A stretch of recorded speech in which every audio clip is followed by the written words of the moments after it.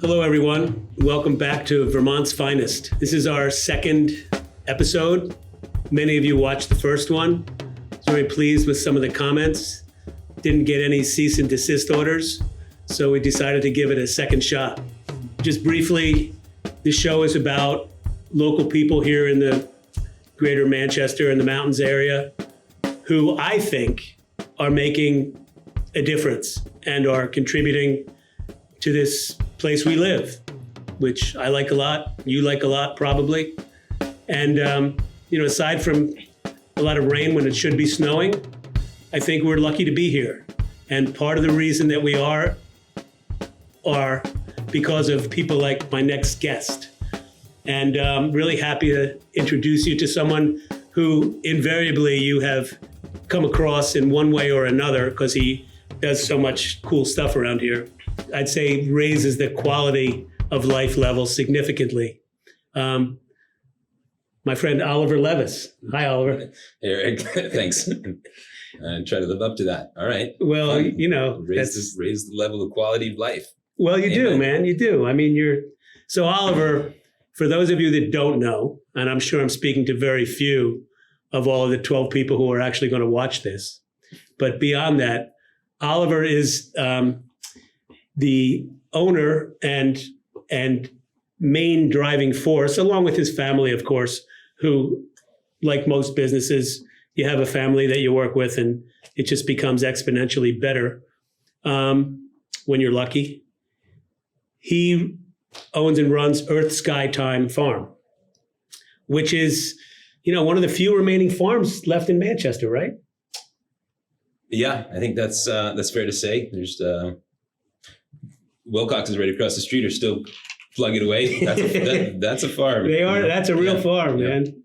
I should just co-owner because Bonnie and I are, really partners on this project, and I couldn't do it without Bonnie. I'm well aware. Believe me. Yeah, it's a great partnership because she knows what everybody's doing at any point in the day and who's going to work well and who's going to be able to, work with who. And when we got a pretty big crew and all these different aspects of the business, I'm putting out fires and cooking up new ideas and doing whatever I do. But Bonnie is like the one who gets it done. So we've got to acknowledge that right from the beginning. Well, not only does Bonnie get it done, but Bonnie works really hard. Super hard. I mean, I was looking for you one day last week and I came around and of course you were somewhere else.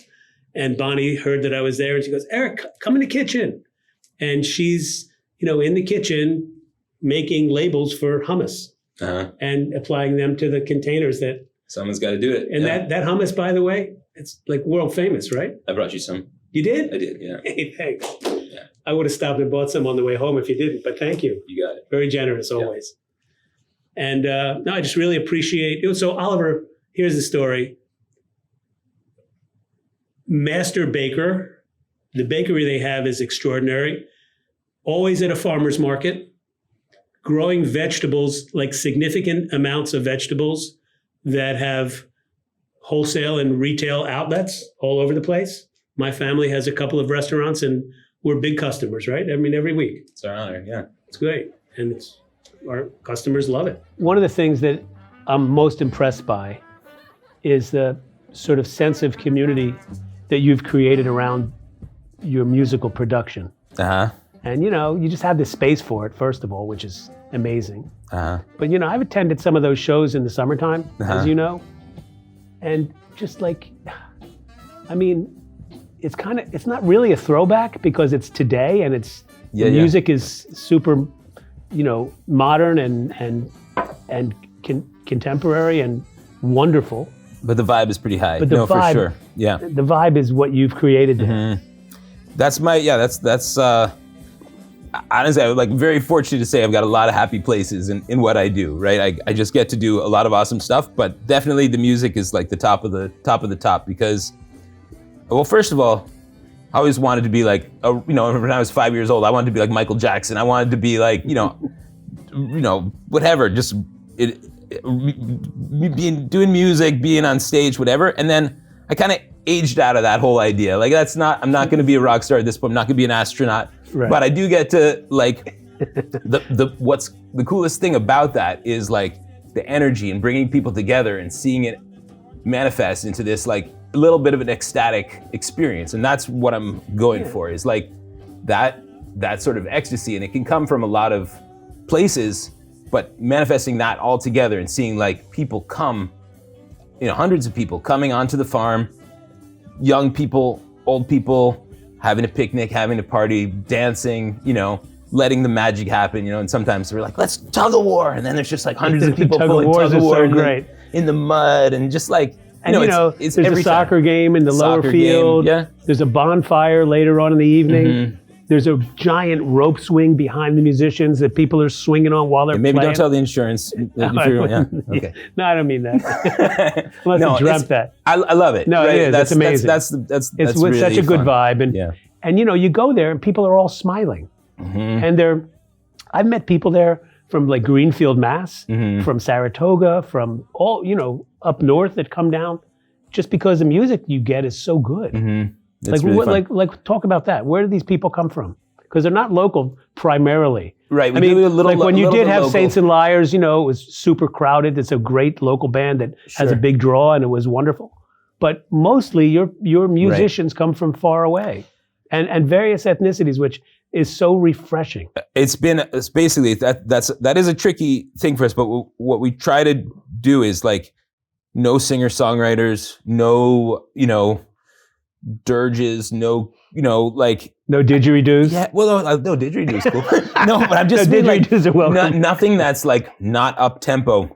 Yeah. Because we tried, and there's other people that are doing that and doing a really good job. Like my buddy Doug is having these house shows, and he's bringing high end performers. My friend John McCauley is playing at Doug's place in like 2 weeks, and that's from amazing. Beer So Doug is it is amazing. He's really done something that's really cool, and what we almost I say is like building off that idea of like, yes, musicians want cool gigs. They want to play interesting places, especially on an off night when they're making their money on Saturday night and Sunday night. They're on the road going somewhere. Yeah. So get them to come to Manchester and share some of that talent and beauty with us, and they're happy to do it. And it shows. Yeah. I mean, really, it's just not just another gig. So, or like we used to say in the music world, a GB gig, right? General business, like a bar mitzvah or a wedding. Yeah. Not a GB gig, right? No, this is a special one. And the bands contact us over the winter and say, we want to come back. We had such a good time. They love it. I'm not surprised. And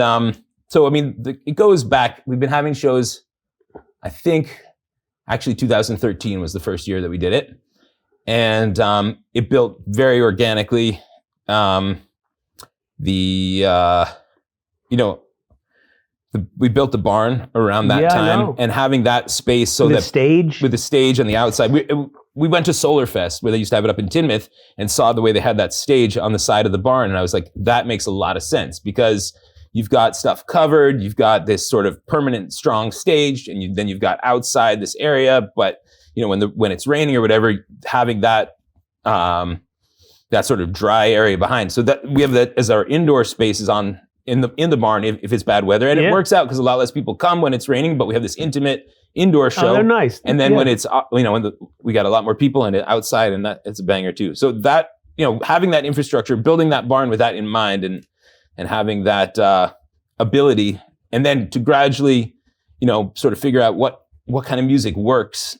And then you tried everything. I mean, you're not like stuck in one groove. No, not at all. And I think that there's so much music in the world that like we just don't know about. It doesn't cross our path. So I know, but do you reach out to them? I mean, do you have an agent? How does that work? It's basically there's a few other people that are bringing world music to the Northeast, and I just sort of collaborate with them because wonderful. A lot of times, the stop on the trail, right? They're going up to Montreal or they're going to Boston, but then they've got, a gig in Burlington or Waterbury or there's a place in Randolph that has, music on the farm and also in Brattleboro and Putney. So there's pockets around there where you can make it that it's worth it to the band to come play here and play somewhere else, and we can put them up overnight. So they can often save a lot of money on touring. And you feed them so well, right? You got to love your food. Talk about your pizza bus. All right. Sure. That goes back to 2015 when we'd been farming for 10 years at Earth Sky Time. And when you say farming, for those of you that don't know, like this is a serious, full-on, dedicated vegetable farm that, as I said about wholesale and retail, so there's no shortage of takers, but a farm store on site. And how many farmers markets do you do? We do 7 a week. 7 farmers markets a week. Yeah. I mean, this is a serious operation. We're not super serious. We work you're hard, not, but we try to keep it light. Well, and that's like to say. I don't mean to diminish. I don't identify as serious. I don't mean to diminish the constant humor that pervades your operation. Yeah. I mean, you're doing it though. We're doing it. Yeah. Yeah, we're raising a lot of food. We grow probably about 6 acres of vegetables. It's a lot. Outdoors, and then we have about a quarter acre in greenhouses where we grow tomatoes in the summer and cold hardy greens all winter. Yeah. Everything's certified organic. And certified organic. The produce Which is why it tastes so damn good. And that's part of the reason. You know what I remember? I'm just going to tell a little story that, obviously Oliver and I are friends, but so my children own a couple of restaurants and they buy a lot of produce from Oliver because they are also, only interested in the finest product they can gather. So we needed some red onions one day and there weren't any, he was sold out of them somewhere or didn't have them in the greenhouse or something. You took me down to remember that? I do remember that. You took me down to the lower field. Yeah. Where there were just probably 2 acres of onions. It was not that many, but yeah, we went onion picking. It was good. And you said, "Here, man, have at it," and just gave me a shovel, and I dug up the onions that I needed. Great, yeah. And not that should be so unusual, but it was very nice. Cool, yeah. Yeah, it was very nice, and that's how you roll. So I love that. Yeah. So the sort of 10 years after we started farming, I got the idea. Oh, actually, I had a pretty bad case of Lyme, and I had a headache for a month, and then I was like, we need to go on a sabbatical. We needed like a sabbatical adventure, and I think that I somehow dreamed this up. Maybe it was in like a fever dream or something. I don't know, but it was like, let's get an old school bus. I had seen somewhere in, Grateful Dead lore, the school bus with the Volkswagen bus on top. Hippie bus vibe is alive and well. But then I was like, we've got this bakery thing and I want to share that with the broader, public as we go on our travels. So let's build this wood-fired oven in the double-decker bus and then load it up with our friends and family, bring all the instruments, bring, all traveling show, right? Everything. Traveling show. Traveling, and just so we've had people on our crew, over those 10 years, we had people all over the country that had come to work with us. We knew a lot of people all over the place. So let's just set out on this adventure and making bread, pizza, whatever we're going to do and sort of just share it. So we spent a month on the road, did like 5,000 miles on this old bus that we built ourselves. But the bus is not just a double-decker bus. You took a VW bus with windows, right? Yeah, we cut the top 4 feet off the Volkswagen bus. You cut the thing in half, bolted it essentially horizontally, and welded it to the top of the regular bus. Technically bolted it. Bolted, sorry. Yeah. Well, I was going to weld it, but then I consulted some good welders, and they're like, you don't want to trust a weld going down the road like that. The bus is going to flex. Yeah, those that's welds are going to break. So, great advice. Yeah, so we bolted it, and also it's like triple attached. Oh, I'm sure. But we couldn't test it really before we just finished it. We worked on it over the winter, and then it was time to go. And we had never even driven it to Bennington, but we set out to New Orleans, and it was epic. But we had about 14 people on the bus, including our. How long did you take the trip for? 1 month? 1 month. And was your family with you? Well, at that point, Bonnie was actually pregnant with Elijah. Of course, back, and we had our 3 kids at that point, pregnant Bonnie, and then probably 7 or 8 other people from our crew, and about 1,000 pounds of flour, and all these dry beans and buckets of tahini and kimchi and everything else that we took with us, and we set off on this epic adventure. I think we made it to New York City the first night and stayed on Broadway with this huge bus. We took it like how do you 3 park parking that spots. thing, man? It was in a spot that you could park at night, but you couldn't park during the day there. Yeah. But we met a lot of police officers along the way, but they were curious, like, hey, is this legal? And I said, I have a sticker on it, but I got I had think I brought it to Dido's to put an inspection sticker on before we put the bus on top. I have not tried to get it inspected again since, but it did have a sticker 2015 on there. That's So, great. Yeah. That's great. It's still going strong, and we use it at the concerts, the pizza oven. Yeah. But that said, we actually have an exciting new oven at the so basically that oven is small for the amount of people that we're feeding at the concerts. And Tim, who owns Bronwyn, which he'd be a great person to talk to too, because he's doing something cool there. Have you been to Bronwyn, the restaurant right on 7A? Down in Arlington. Yeah. Yeah, sure. Yeah. I have. It's like a German. Yeah, but he does orientation, a great job. right? And I've been there one night. Yeah. Yeah, it's really I fun. liked it. He gets a lot of stuff from us too, produce wise. Sure. And then he said to me, he saw what we were doing. He's come around and he said, "I've got an oven that's gonna, change your operation." So he owned a pizzeria, I think in Somerville, Mass. Right. And he had, besides having the pizzeria, he had an outdoor, mobile oven. And he said now he's got the beer garden thing. He's like, "I don't want to toss pizzas anymore. It's not in my cards, but you can use this." So we traded it for produce.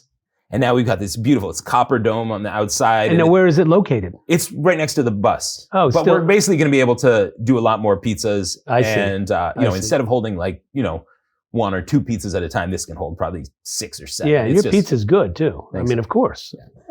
Try. But no, it's going to get better this year. Thanks to Tim. So shout out. And every time we go there, they've got the shot ski. You know what this is? A wooden ski with 4 shot glasses of Jägermeister, so you have to all tip back at the same time. And he's got the glass boot full of like a liter of beer. So I went there with Bonnie, and then it showed up on our table, this glass boot full of beer. Like, he's got a sense of humor, and he's doing a really good job. So it's nice, buddy. It's nice. Well, I'm just going to keep asking you questions because I we're here. Yeah. So where'd you grow up? Oh, right here in Manchester. Native son of Manchester, Vermont. No kidding. Yeah. So you were born here, or close enough? I spent my whole life close here. enough to say so. Yeah. My dad bought Earth Sky Time in '72, and this was his main house. Well, we're not there now, but Earth Sky Time was his main house, correct? Yeah, that's where I grew up. I mean, so my dad had a psychiatric practice just outside New Haven, Connecticut, and that's where my sisters were born. And then they bought Earth Sky Time thinking it was going to be like sort of maybe weekend, second home, something like that. My dad wanted to do retreats for like group therapy, or he had a lot of ideas about how he was going to incorporate his theory and his work into this project. Yeah. And then I think my mom and my sister said, "We want to live here. We don't want to be, suburban Connecticut people." And they loved it. And they got some sheep, and they had, grew strawberries. And my mom and sisters really became, like a little homesteading Vermont family. And I grew up in that. And I was, I knew that I wanted to do agricultural something. I just didn't know what that was going to look like. Did you go away to college? I did. I graduated from Burton, and then you graduated from Burton. Yeah, 1996. Well, you really are native son. Yeah, that's awesome. And then I actually just started farming the next year after that. I didn't go to college. I got a bunch of I got a couple hundred chickens for selling meat, and I was like, selling to my parents' friend. I'd go and try to sell him a chicken, and it was just really, really hard, but also, interesting and fun. And then I was like, I should really go to college because I could study agriculture, be doing the same stuff, and not have to be door-to-door chicken salesman. So I did. I went to UVM for a year and then transferred to Cornell and studying agriculture at both places. And that's where I met Bonnie, at Cornell.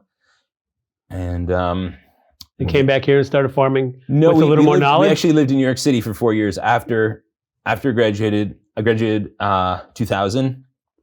Then we moved to New York City because Bonnie got a master's in education at Bank Street. Actually, she was a teacher. And I was a superintendent for these little apartment buildings where we lived down in Soho. Lived there for 4 years. Learned how to fix a lot of things, which is actually... It was a great experience. Yeah, I had to learn on the fly, knock on the door, be like, plumber, knock on the door, electrician, whatever. Here to fix your toilet. Yeah. And I had no idea how. And this is before YouTube too. So I'd like, that's what a super does. Yeah, though. but a super has to do it. I had a Home Depot charge card, and I could, sort of like just go there, ask people, how do I do that, whatever. And I learned a lot, and then came back here and that was in 2004. So Bonnie was pregnant with Gov, our first child, and how old is he now? He's 19, and he's like at UVM. He's right? at UVM doing engineering. Yeah, that's great. So what happened is that we felt like we were done in the city. Had been an interesting time. Sure.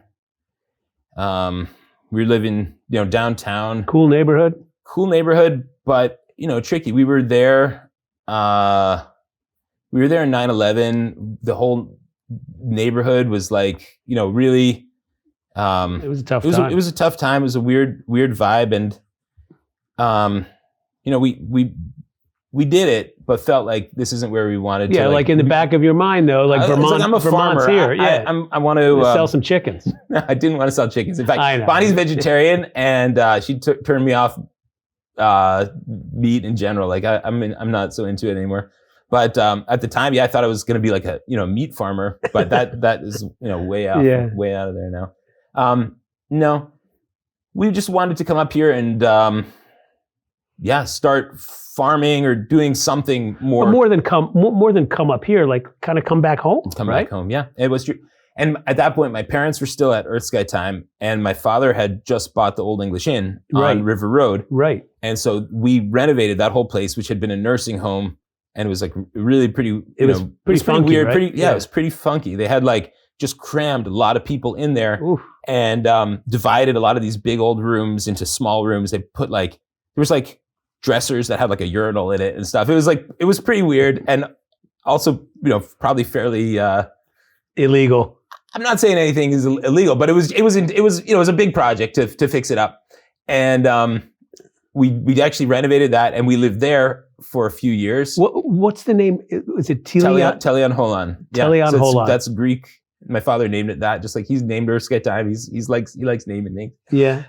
That's called the perfect universe that translates to Telion Holon. It's like a reference to my father's ideas, his work. Yeah. A universe of, sort of a way of understanding the unconscious and the world and creativity. Right. And so we lived there for like 3 years. We started farming. Actually, Seth Bongartz let us farm on Hildean's land, which was right across the street from there. And that was where we first started, putting in row crops and learning how to bale hay and doing, some of the stuff that, I learned about academically in college, but then didn't have any practical application until we had a little bit of land to work with. We also grew crops on the whole hill of the Wilburton. There's this beautiful south-facing hill at the sort of like the top of that little Battenkill Valley there that that stretches south. Wow. So we had that all planted. That was like about an acre, and we just all terraced. Of course, growing vegetables there. Yeah, super dangerous place to drive a tractor, but it was really things grew really well there. But then we moved to Earth Sky Time. It sort of felt like time. There was like really big house. My parents were just living there, and it was like let's do this. So where'd they move? Did they buy a different house? No, they still lived there for the first few years, and we started. We had a crew too that would live with us, the farm crew. So it was like my mom was pretty gracious, sharing her. I remember her. Yeah, obviously. My mom was awesome, but she let her, home turn into this like very bustling, business. And then, we lived like that for a few years. Then my mom actually passed away from cancer about 9 years ago. And and my father moved to town. In a building that he owned in town, and we really at that point went full commercial with the place. But it's been incremental, and so getting into baking was something that sort of came about again very organically. It wasn't something that I knew that we wanted to do, but I saw an opportunity for it, and it went really well with the other things we were doing. Selling the produce was very seasonal. Baking is year round, but it's still a lot of the same skill set as far as seeing things from, working with natural process, working with these sort of like living organisms and raising them the right way to turn them into something. The mothers. Yeah, right. It is. And it goes really well together. You're going to buy a tomato, you might as well get a nice loaf of bread and some cheese, some hummus. Yeah. Some olive oil. So that process, it was really organic, but it was a good decision. And great decision. And I love that oven you got from Barcelona, that Spanish oven that rotates. Yeah, it's a special. So it's a very special piece. We started making these veggie burgers. They're great too. Thanks a lot. That was golden burgers, you call them, right? VT Gold burgers. Yeah, VT Gold. It's sort of like something that I thought of, like this alter ego is this guy VT Goldberger. He's sort of like a PT Barnum type of character, but he's like this Vermont, VT Goldberger entrepreneur named VT Goldberger. Yeah.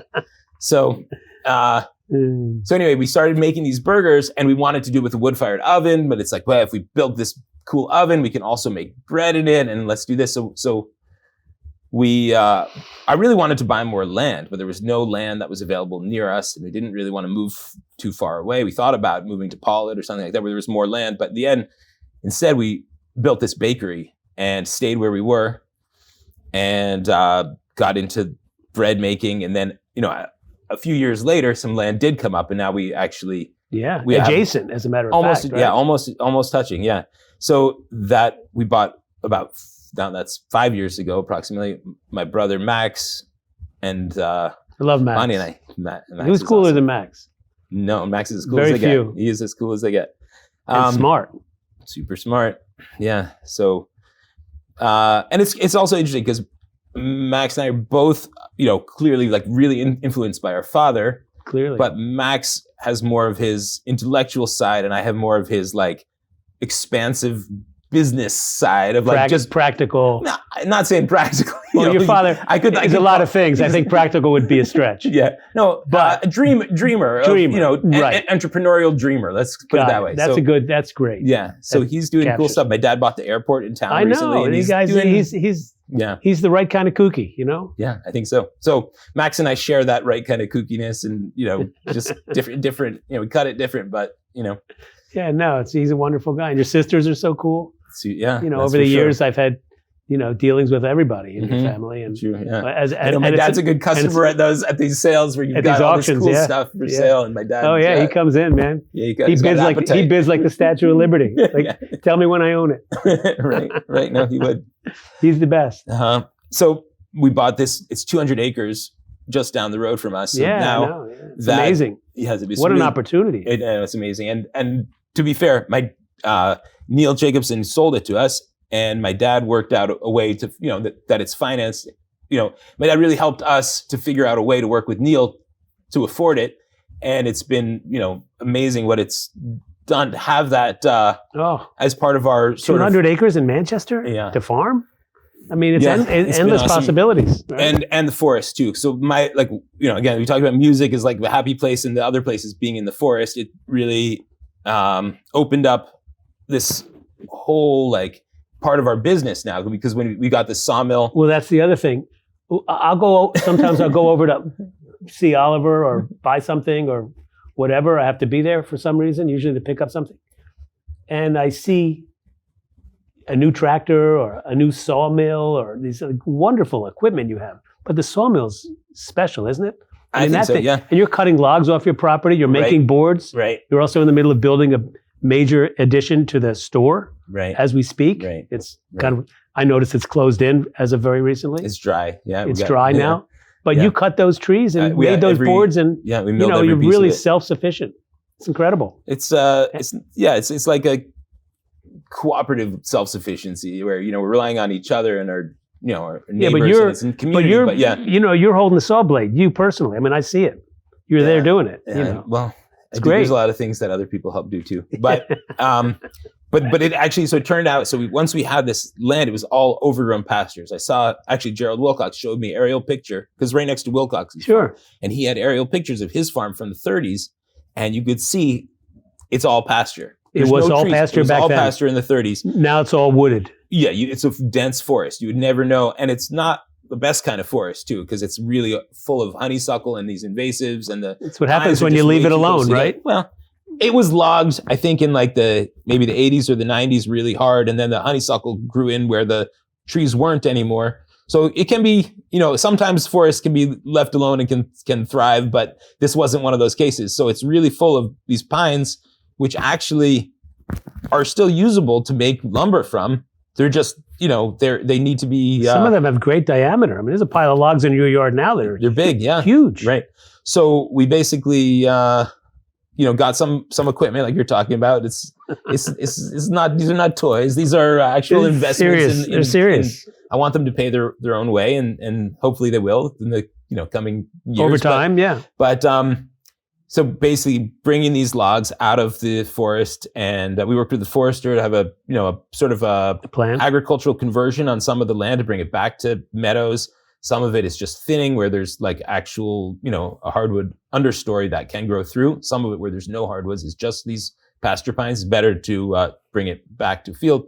But anyway, what do you unearth the stumps as well once you cut them? If it's in the area that we're converting to agriculture, you have to basically knock over the tree in order to have the leverage to take the stump out. If you cut the tree down, it's hard to dig out the stump. But if you knock over the tree, the stump comes with it. Oh, so you knock it over first. Knock it over with the excavator, then cut off the stump, then bury the stump on a different part where there's this steep bank. So we're pushing out the land that way and then smoothing everything back out. But it's really beautiful up there.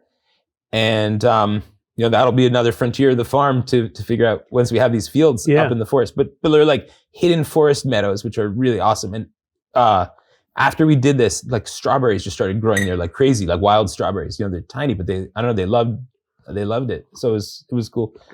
But so the sawmill whole thing was just like an idea. Well, how we tried selling a load of logs and didn't even pay for the trucking, there just was no value in these pine logs.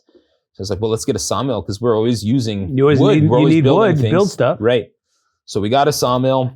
I kind of got the bug for it. I like doing it. I saw there was an interesting skill set of looking at a log and figuring out what dimensions of wood you can get out of it and understanding where the stress was in the material and how is it going to dry and how to sticker them and let them dry out and all that stuff. That's right. So we had this little, gas powered mill and I learned it, but it's like you have to turn every log by hand. You have to put the log on the mill. You have to walk with the thing and you're breathing the fumes from the motor. So then I pretty much right away was like, this is worth it. It was worth doing. Let's do it. So we ordered. So you got a real one. A real one. It's all electric, and we have it in the mill house that we built that is all solar panels on the roof. Right. So the whole thing is like this like it's kind of a cool vision that it's like a solar sawmill. It's kind of like linear sustainability, right? That's your vibe. I think so. I'm not sure what that means exactly, but what does it mean? Good. It means that you do every step. And you're self-sustaining. Mm-hmm. You're getting your power from the sun, and you're, cutting the logs off your land, and you're burying the stumps to extend the geography, and you're like doing it all. Yeah. So I love it. That's been really fun. So that's my latest thing. I was really into farming, really into baking. Now I got this like sawmill timber frame thing going on. Maybe Astronaut can make a rerun. Yeah, that's what. So I have another question. Yeah. I have another thing that's cool, and a lot of people don't know about it. I don't know too much about it, but I know a little. Tell me about the woofers and that scene. And what they are and, it was and how you do it. Early on, that was like a great way to sort of like, first of all, Bonnie and I were like in our 20s and, trying to have a farm and try to figure out like, what does this mean? So there's a website where like it was like willing workers to come for a couple of weeks to learn on the farm. And then, gradually that doesn't last that long because you get frustrated with having to like train people every 2 weeks to do everything you're trying to do and have consistent standards. So gradually we evolved and we no longer do those type of things. We have a crew, but our crew is very like, they come from all over to work with us, but now, everybody's on the books. We have like a real professionalism to it that, it was a growth. You pay them now? Absolutely, yeah. Everybody's workers' comp. Like we try to you have to do it legit. But it was great to have that as a stepping stone to get to that point. And the idea still is the same in that people come to learn these skills, to share skills, to live together. Yes. And you house them, right? We have apartments on the farm. You house them and you feed them, and that is such a huge benefit. I mean, You feed each other. Yeah, Yeah, it's of course. it's collaborative, but yeah, we do have a really beautiful community there, and that's part of You do, we call it a you do. community farm. It's like there's layers of community, right? So like at the heart, it's a family, and then it's people that are coming to work, to come together, to work together, to like grow the food and to prepare everything. And to all of these people who participate, eating good food that they're growing means a lot. It does, Right? It's just Yeah. sustainability, It's good people that are the drawn lifestyle. to do that type of work. Yeah, the people that get it, and they're usually happy people. They're usually the best dancers at your shows. Oh, come on. There's a whole. There's a lot of dancers. There's a lot of dancers, but no, it's true. Sometimes I tell them, I was like, "Come on, bring the party. It starts now." Go, Of go. course, of They're course. like, "I'm working." I'm like, "Stop working. Go make the party." But yeah. But I'm saying these concentric sort of like rings of community and how it goes out from the core, love that, right? So yeah. it's kind of like it's the people like you and this guy I'm telling about, Tim, like people that own local businesses that collaborate, and there's a give and take, Yeah. and he's Yeah. like, here, you need this oven, you're like, here, you need to be on my show, you need to like, Yeah. this is how we like lift each other up, and Yeah, man, that's true. and then it goes out from there. The people that we do at the farmers market, so that's a bigger ring, like about an hour away. We go to farmers markets in Ludlow and Cambridge and Williamstown, and Yeah. going to these places where they're not probably going to come to Manchester to come to our farm store and come to the farm, but like we can still touch them and feed them and interact with them on this.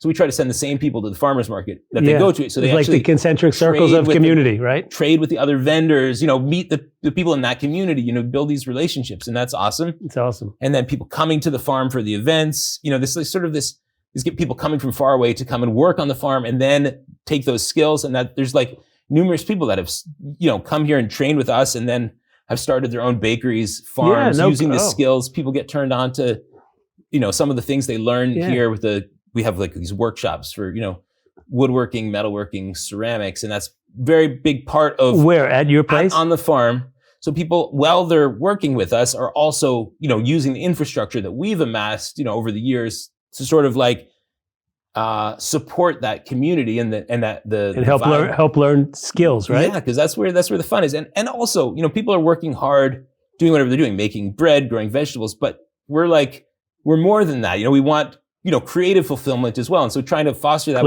within the community of people that are working with us, saying like, yeah, here's a pottery studio. Here's someone that knows how to, to throw pots, and like learn from them and work together. And then, we also have a little shelf there where we sell the things that people that are, I know. Yeah, it's so nice. Making it. It's just it's a great opportunity, and people have really grown doing that, and it's fun to see. Yeah, you have a very generous spirit, Oliver. And one thing I want to say too is that like in this world where everything is increasingly digitized and life is lived on screens more and more and more, and every app and every sort of follow-up questionnaire about how did I, like you can't even live without it.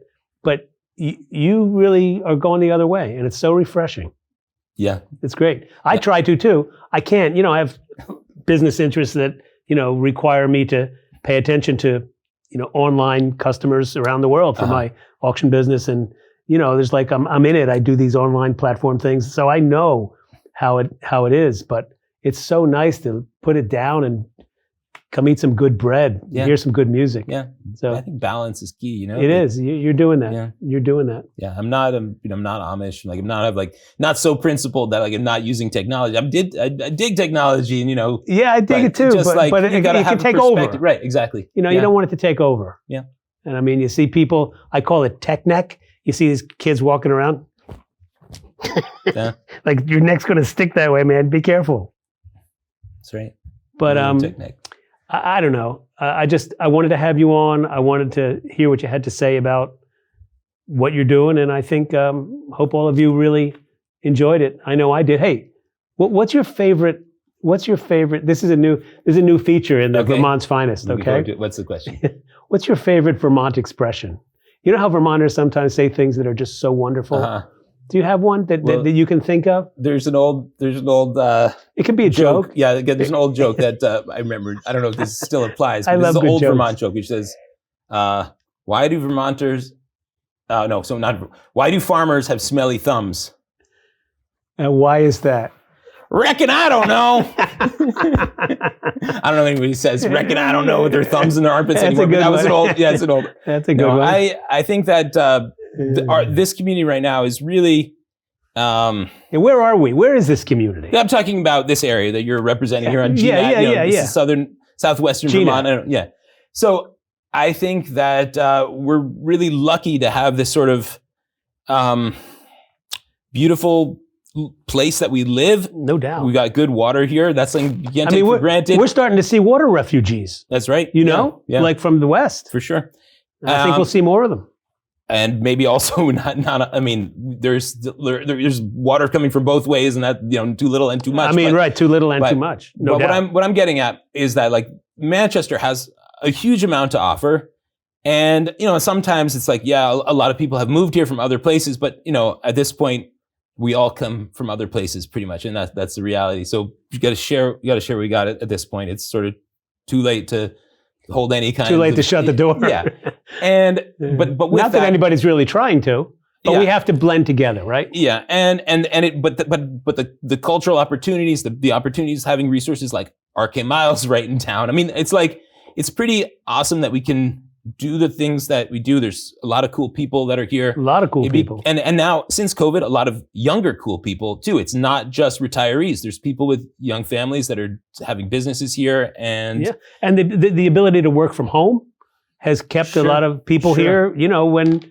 normally after like 9/11, they came and went. Now they kind of came and that's really true. Most of them are still here. So the affordability thing is tricky. The housing thing is tricky. Very tricky. Hopefully these things will evolve. Hopefully, as the town moves beyond outlets as being which seems to be happening. It does seem to be happening, and that will open up just as like Massamoka was a mill town, right? It was a GE abandoned factory. Right. Look at it now. Right. So the thing is that you can have that sort of renaissance here, and hopefully that's happening.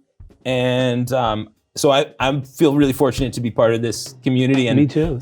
You're doing things like having this show here is a great example. Like this place, GNAT, this is an amazing place. People I walked in here. I walked for a tour and see what this place is about. Because I know. I walked in here. I'm like, how can this be? Right. Like, I feel like I'm in a major studio. Yeah.